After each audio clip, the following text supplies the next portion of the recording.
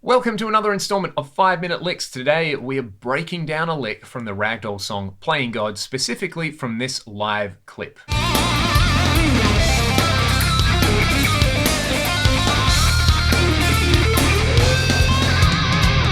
Before we get started, I'm in drop C on my PRS McCarty, and the chords that I'm soloing over, I mean, can you even really call them chords? It's a single bass note, but it's implying some chords there. So I'm playing over the root note C, and then there is the flat 6, which would be fret 8 on the low string if you're playing along.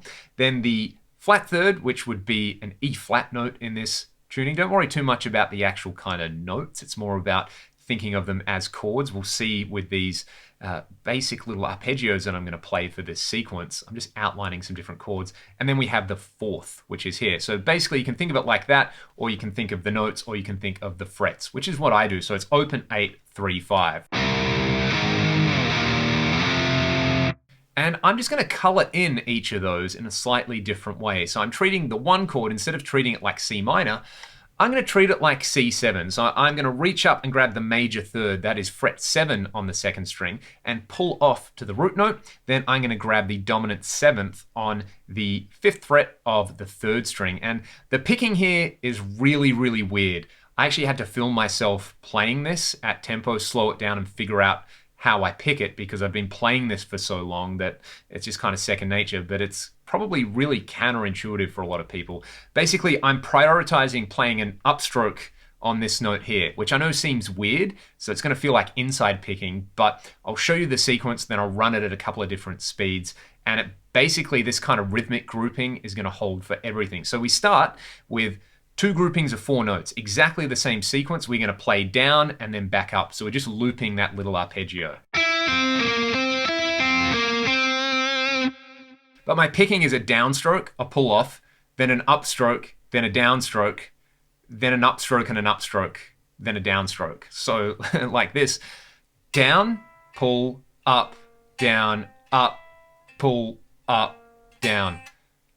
It works for me though. So there's the first 8 notes. Then the next 8 notes we're going to phrase as 3 plus 3 plus 2. We're going to reach up and get the 4th interval here, and we're just going to play down 3 notes in the arpeggio. Then I'll go back to play the third. We'll play down 3 notes, and then we'll just do the first 2 notes. So this.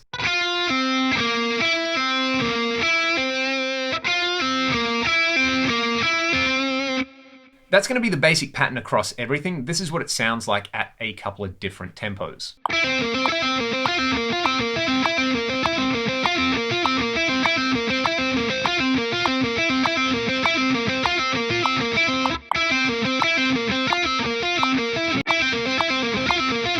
Then for part 2, the notes I'm using, I'm playing over that flat 6 chord. So I'm basically thinking, you know what, we're now in C minor, so I'm going to use some notes from C minor. In fact, I'm going to use the minor third, the second, and the root note. Then I'll reach up to the 4th. We get this.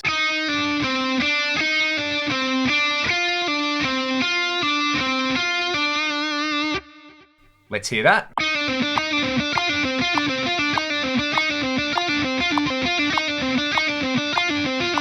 And then to finish things off, I'm kind of going to treat it like C Dorian. I want to treat that 4 chord like a major chord. So I want to try and highlight this note here, the 6th interval, which is fret 12 on that second string. So we're going to play this sequence. We'll actually start on fret 13. You can see where this is coming from if you're familiar with the solo in Megadeth's Symphony of Destruction. It's a really, really similar lick. So you get this.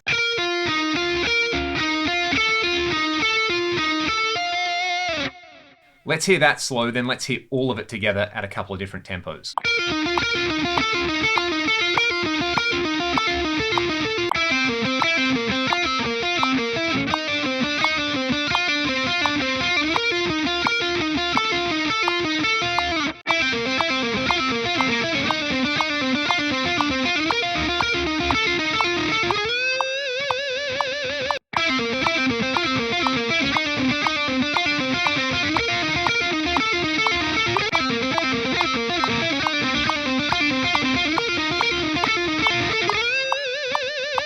So that's how the lick is put together. Like I said, the picking is a bit unorthodox. It's probably going to make your face do this.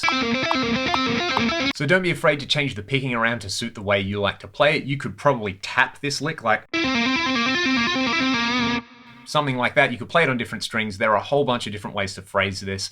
I just like making things hard for myself sometimes, and that's kind of how that lick came out. I was really just thinking about the intervals in the chords and how I wanted to kind of shape the harmonic tension of the solo, as kind of, you know, ridiculous as that sounds. I really was trying to do something that wasn't just like, you know, a blues scale or something like that, which nothing against that, but sometimes it is fun to experiment with some different chords. So I really hope you enjoyed this particular lick. My patrons over on my Patreon page will get a full breakdown of the solo as well as tabs. So if that's something you're interested in, you can sign up to that.